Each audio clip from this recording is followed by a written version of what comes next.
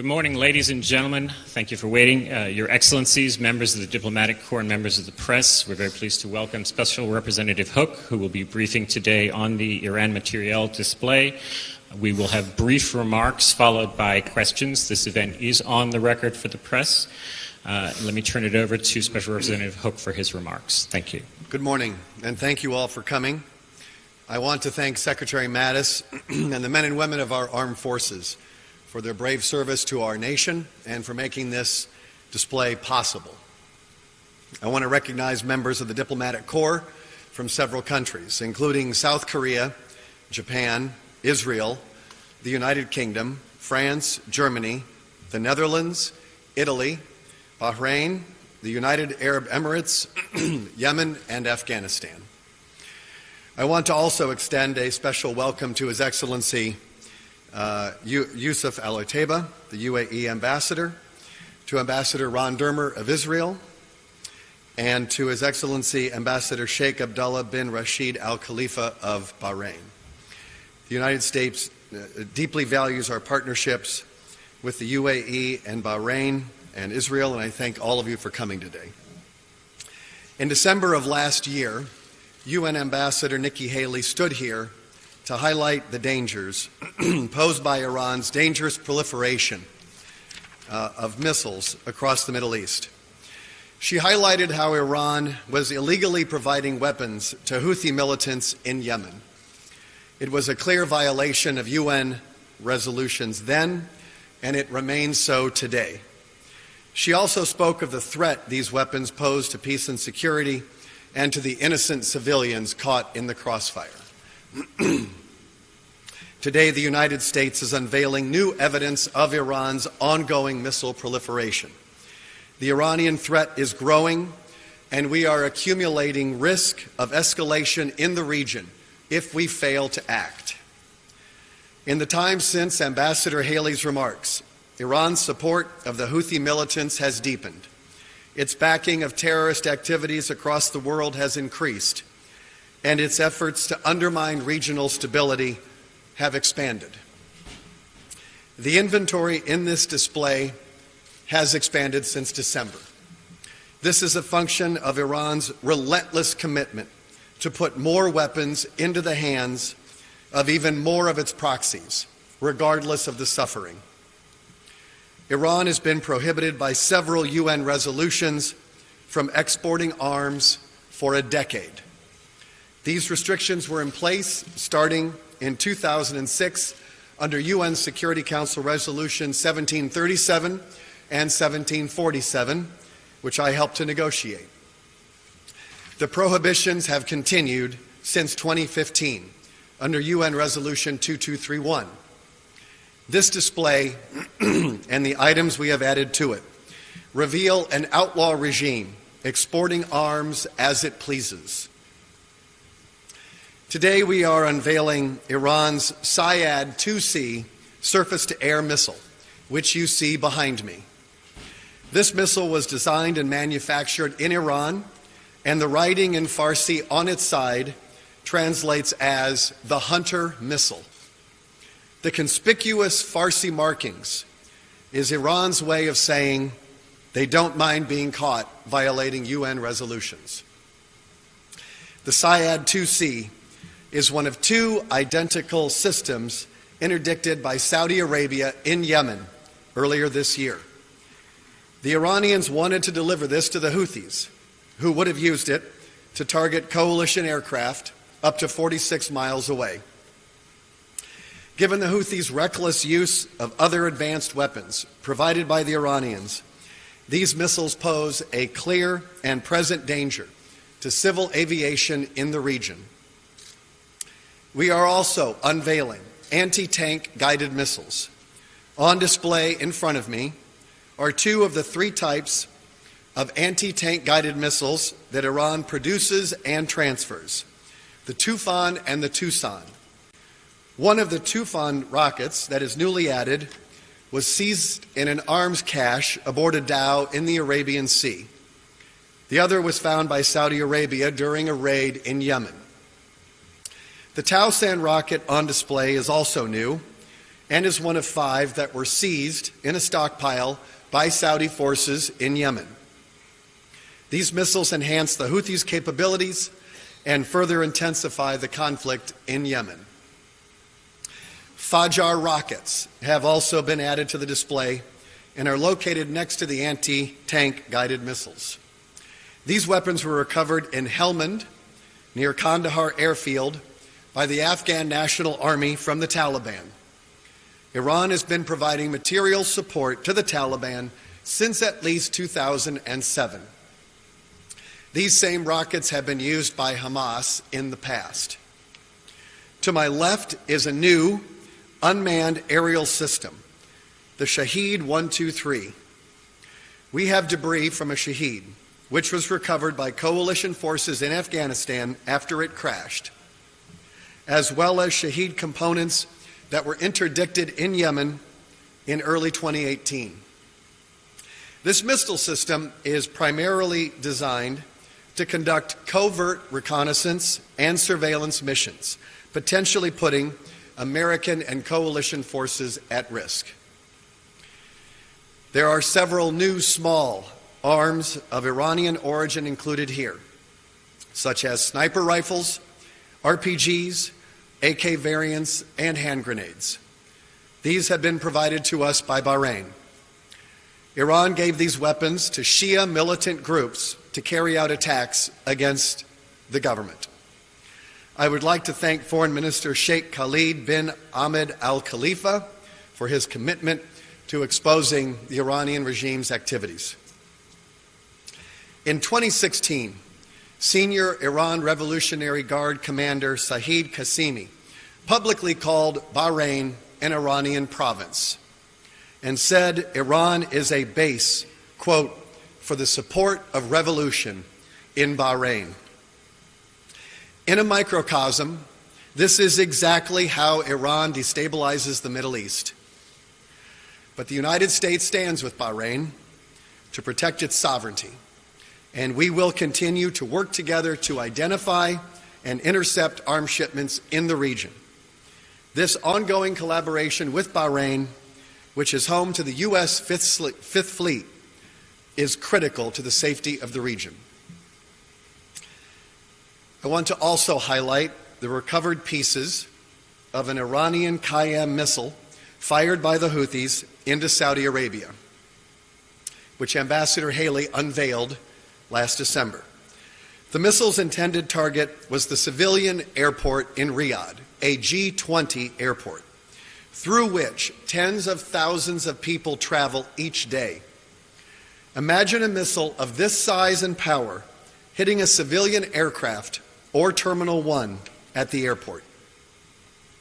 The new weapons we are disclosing today illustrate the scale of Iran's destructive role across the region.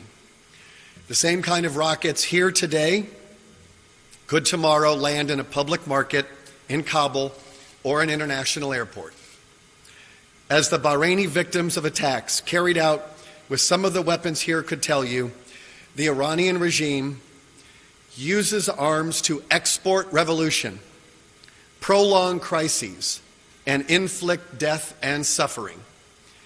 The tools of Tehran's foreign policy are here before you today. Tehran is intent on increasing the lethality and reach of these weapons to deepen its presence throughout the region. This is why it is especially important that we get the de-escalation of conflicts in places like Yemen right. Secretaries Pompeo and Mattis have called for a ceasefire in Yemen, and the United States is committed to the efforts led by UN Special Envoy Martin Griffiths. Iran has no legitimate interest in Yemen other than to expand its sphere of influence and to create a Shia corridor of control. Although Iran's role in Yemen has been underreported by the media, there is no question Iran has intensified the humanitarian catastrophe and prolonged the conflict. Iran has been funding, arming, and training the Houthis, which has allowed them to continue to fight well beyond what would have made any sense at all. The United States and our coalition partners have provided billions in aid to the Yemenis, while Iran has provided nothing but weapons and fighters. Just today, Houthi rebels fired missiles into Saudi Arabia. This strike is an example of the destabilizing agenda the Houthis are pursuing in partnership with Iran. They act in this way even as UN Special Envoy Martin Griffiths is exerting maximum effort with our full support to bring the parties together for talks.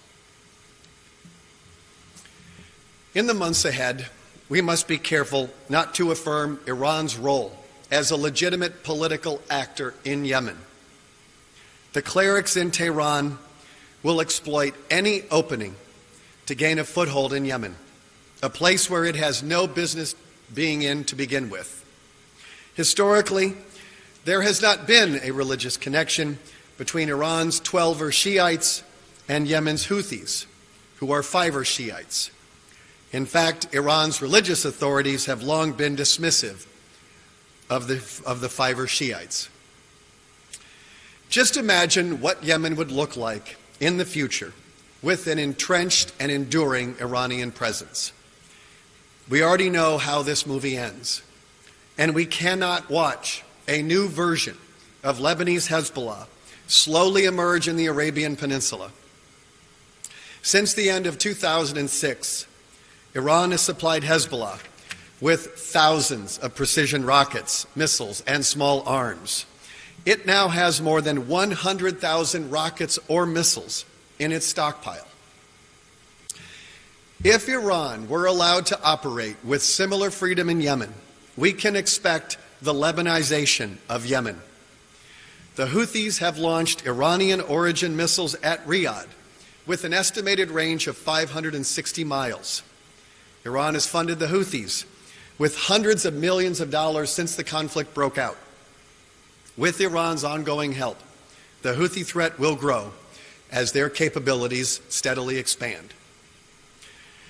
Iran could use such newfound influence as a power broker and arms dealer to threaten our allies and partners in the region and unravel the stability that we have worked so hard to achieve in the Gulf. It could also create challenges in the Bab el-Mandeb Strait, in much the same way Tehran leverages its proximity to the Strait of Hormuz. An estimated 4.5 million barrels of oil per day transits through the Bab el-Mandeb, while about 17 million barrels a day flow through the Strait of Hormuz. Iran has threatened repeatedly over many years to close the Strait of Hormuz. Give Iran a free hand in Yemen, and it can threaten to close both straits and commit acts of maritime aggression with impunity. Just as we must constrain Iranian expansion in Syria, the Golan Heights, and in Iraq, we must also prevent Iran from entrenching itself in Yemen. I want to now highlight the Iranian regime's investment in missile testing and development. It is increasing. The regime's pace of missile launches did not diminish after implementation of the Iran nuclear deal in January of 2016. Iran has conducted numerous ballistic missile launches and space launches since this time, as it continues to prioritize missile development as a tool of revolution. We assess that in January of 2017, Iran launched a medium-range missile believed to be the Khorramshahr. It can carry a payload of more than 500 kilograms and could be used to carry nuclear warheads. Its suspected range is over 1,200 miles, which is far enough to target some European capitals. Iran's ongoing missile development puts Europe in its range. Iran has the largest ballistic missile force in the region, with more than 10 ballistic missile systems either in its inventory or under development. Any environment where Iran is able to operate freely can become a forward-deployed missile base for such systems and for many other kinds of weapons that you see here today. This threatens Israel and other partners, especially Saudi Arabia and the UAE. Just this month, rockets rained down on Israel from territory controlled by Iran's Palestinian partner, Hamas. In Lebanon, we have evidence that Iran is helping Hezbollah build missile production facilities. In Iraq, credible reports indicate that Iran is transferring ballistic missiles to Shia militia groups. This comes as these militias carried out highly provocative attacks on U.S. diplomatic facilities in Baghdad and Basra in September, which we know that Iran did nothing to stop. Iran is also dumping cash and forces into conflict zones to support its proxies from the Levant to the Arabian Peninsula. It has extended $4.6 billion in lines of credit to the Assad regime, provided more than $100 million to Palestinian groups including Hamas and Palestinian Islamic Jihad, and manages as many as 10,000 Shia fighters in Syria, some of whom are children as young as 12 years old. As the world strives toward peace and security in the Middle East, we are working to reverse advances made by Iran and its proxies over the last several years. In fact, we are using the full scope of our sanctions authorities to inflict real costs on Iran. In July of 2017, we sanctioned 18 key individuals and entities for supporting Iran's ballistic missile program. In January, the U.S. designated 4 additional entities. In May, we designated 5 Iranians for providing missile expertise to the Houthis. These individuals were also responsible for transferring weapons to Yemen on behalf of the Quds Force. While we are sanctioning Iran's missile activity and weapons transfers, our economic pressure is much broader. Earlier this month, the United States reimposed the remaining sanctions that were lifted by the Iran deal. This is the largest ever single-day action targeting the Iranian regime. Our sanctions went back into place on more than 700 individuals, entities, vessels, and aircraft. This sanctions campaign puts us in a much stronger position to be confronting the same threats that I have described to you today. Our maximum pressure campaign will continue until Iran, the Iranian regime, decides to change its destructive policies. The regime can change its policies, or it can continue to watch its economy crumble.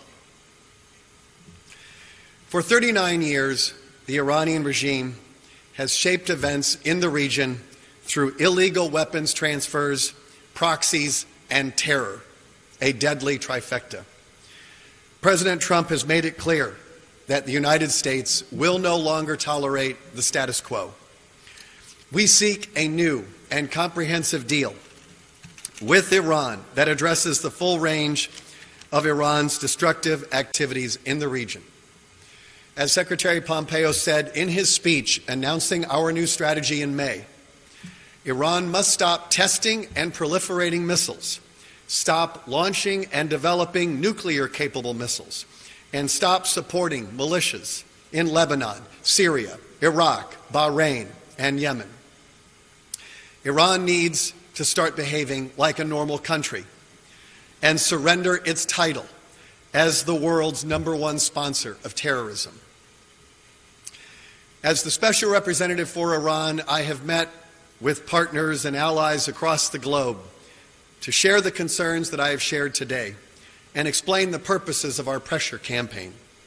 Most of the countries I meet with share our assessment of the Iranian threat, and I invite any who remain on the fence to visit this weapons display to see the evidence for themselves. Delegations from nearly 70 countries have already visited here, and we welcome more. Despite this clear evidence, not all countries are convinced of the need to take action. Too many remain on the sidelines, arguing that now is not the time to pressure the regime. But this approach has enabled and will continue to enable Tehran to expand its presence in the region and become a more destructive force in the Middle East, to say nothing of Europe. The current international environment has created unacceptably low expectations for the regime in Tehran. If, as some people argue, the demands of the United States for the Iranian regime seem too many, it is because Iran's malign activities are too numerous. If our demands seem too unrealistic, it is because the world's expectations are too low. We cannot simply admire the Iranian threat any longer. The United States has a positive vision for the Middle East, where every state retains the right to defend itself. But no outlaw regime, like the one in Tehran, can freely undermine the sovereignty of other nations. This is not foreign policy.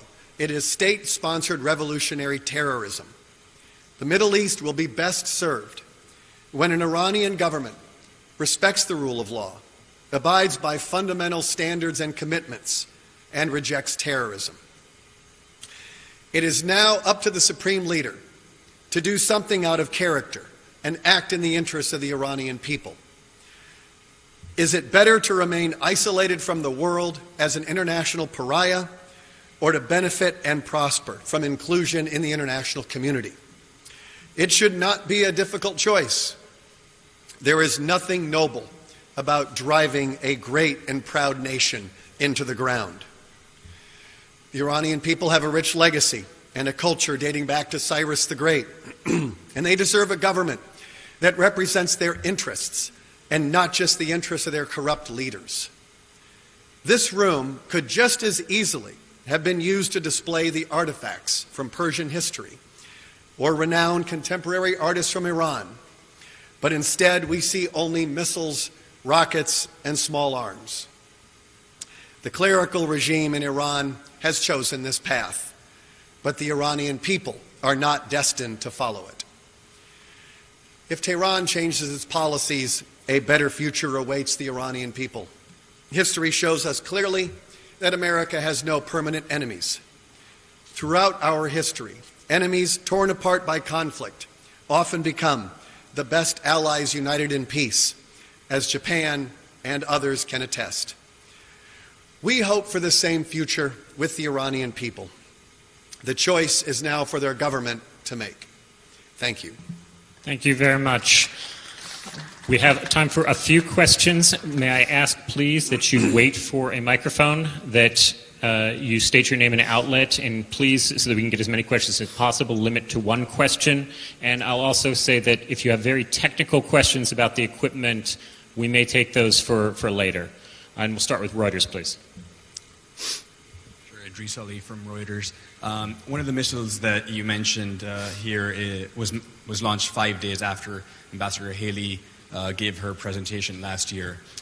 What benefit do you think there is of showing these weapons publicly, and how do you respond to critics who say this is simply a political stunt and propaganda that actually increases tensions in the region?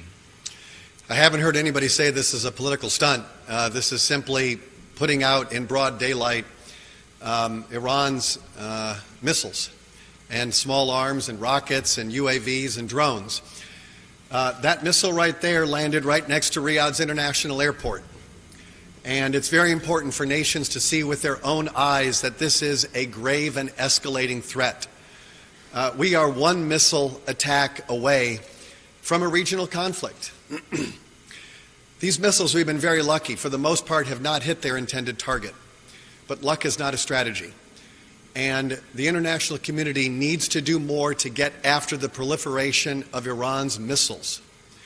The Iran nuclear deal has created a climate where, so long as Iran is in compliance with a non-proliferation deal of modest gains and temporary benefits, that so long as Iran is in compliance with this deal, somehow they're in compliance with all sorts of international norms and standards. The fact of the matter is that during the implementation of the Iran nuclear deal, Iran has expanded its threats to peace and security in almost every category. Terrorism, terror finance, cyber attacks, maritime aggression, human rights violations. And so we are now out of the deal, and it gives us a great deal of freedom and leverage to address the entire range of Iran's threats to peace and security. And so our pressure campaign that the President and the Secretary have put in place really yield two very, very concrete benefits. One, it will starve the regime of the revenue it needs to destabilize the Middle East and terrorize other nations. We need to starve these militias of funding. The other thing it does is it creates pressure on the regime to come back to the negotiating table so that we can get a new and better deal that doesn't just address the nuclear threat that Iran presents, but also addresses the entire range, the terrorism, the nuclear threat, the cyber aggression, maritime aggression, the entire range. And we are very confident that we have the right strategy with the right diplomacy in place. Nadia, please. Thank you, Nadia Belbisi with Al Arabiya. Now that you've shown us an expanded evidence of Iran involvement, what mechanism do you have to stop these weapons from reaching proxies, in particular the Houthis in Yemen? And what leverage do you have on allied countries like Iraq, for example? You just said that there's weapons that goes through to the Shiite militias in Iraq, and Iraq is a close ally of the United States. Right. Thank you. Now that our sanctions are back in place, the President and the Secretary of State will be resolutely focused on sanctions enforcement. And we are doing everything we can to deter and discover sanctions evasion. All of our diplomatic posts in the region, especially in the Middle East and in Europe, are putting in place strategies to detect and to prevent sanctions evasion. And that includes the missile proliferation, the missile shipments that you described. It also is very much going after the money. 80% of Iran's revenue comes from oil exports. We have taken over 1 million barrels of oil off of Iran's export list, and many more barrels will be coming off very soon. And so we have our maximum economic pressure campaign is focused on the economics. We also need to be restoring deterrence. This display today helps educate people on this clear and present threat that we face. And we urge all nations, especially the European Union, to move missile sanctions through the European Union so that we can start managing the risk of a regional conflict through missile proliferation. Let me take VOA, please. Hi, I'm with the VOA, Farhad Kuladi, Persian Service. Two questions. First of all, are there more actions coming in the way towards the Iranian authorities to stop their malign activities? If you can go briefly over them, whether they're from Treasury or from the Pentagon. And what leverage do you have to convince others to join the campaign of maximum pressure against Iran? Thank you. Well, on the first question, we never give advance notice on our sanctions. That's something which is held very closely until they're announced. What I can say is that since we have reimposed our sanctions on November 5th, we have already done 2 rounds of designations targeting individuals and entities who are trying to evade sanctions, and that we work very closely with Secretary Mnuchin at Treasury on these efforts. And so, yes, there will be more sanctions. We have already done 2 rounds just since we've restored the sanctions lifted under the Iran nuclear deal. In terms of leverage, I think we've been very successful so far with putting in place an economic pressure that is going to drive the Iranian economy into a place that's going to really force the regime to decide is the cost-benefit of their revolutionary behavior in their favor. Our policy in the Middle East is to reverse the balance of power in favor of our friends and our partners. Iran has had a really good run over many years partly enabled by the cover that the Iran nuclear deal provided. And so I think now we are in a much better position with our regional partners, with the United States. We have had enormous cooperation from European companies. Over 100 major firms have announced that they are ending business in Iran. And if given the choice between doing business in the United States and doing business in Iran, it's the fastest decision you'll ever make as an executive. And so we have been very pleased with the progress we've made so far on our sanctions. Let me take AFP, and then I will take one last over here. Thank you. Tom Watkins, AFP. Can you explain a little bit about the timing of today's presentation? Why now? Why today? As you know, there's obviously been a tremendous amount of criticism in the media recently about Saudi Arabia. Is this to try and sort of shift the narrative a bit, or can you just talk about why you're doing this again? Thank you. Well, we're doing it began because our inventory has expanded. That's just the nature of this regime. As this regime continues its aggressive and revolutionary foreign policy, we interdict more and more equipment. And so at some point, we hope to have this room no longer build its inventory. We need to reduce the inventory here. And so it's just a function of Iran's campaign to export arms in violation of UN embargoes across the Middle East. In terms of the timing, there isn't anything tied to what's happening in Saudi Arabia. The Secretary of State and Secretary of Defense testified yesterday before Congress, had a very fulsome discussion about Saudi Arabia. Secretary Pompeo published an op-ed in the Wall Street Journal yesterday explaining our policy. And so today, of course, it's related. Many of the missiles here were interdicted by Saudi Arabia, which illustrates just how much of a threat it's under and how much of a threat UAE and Bahrain and Israel are under because of these kinds of weapons, whether it's in Syria, Lebanon, Iraq, or Yemen. And we need to get serious about going after this stuff. So our last question is Al-Hura. Hisham Bourar, Al-Hura TV. First, I have a question, but I want to follow up on the AFP question first. To what extent the vote yesterday in the Senate to sort of stop the support for Saudi Arabia and Yemen hurt your efforts to curb these Iranian activities? And my question is, you spoke about the risk accumulating if you fail to act. What would that look like? Would it look like a military strike at some point? And given that you've tried the sanctions and the maximum pressure, could anything short of a military strike against Iran stop Iran from continuing this proliferation? On the first question about Yemen, abandoning Yemen right now would do immense damage to U.S. national security interests and to those of our partners in the Middle East. Right now in Yemen, we are carrying out 3 vital missions. We are trying to assist the coalition in fighting Iranian-backed Houthi fighters.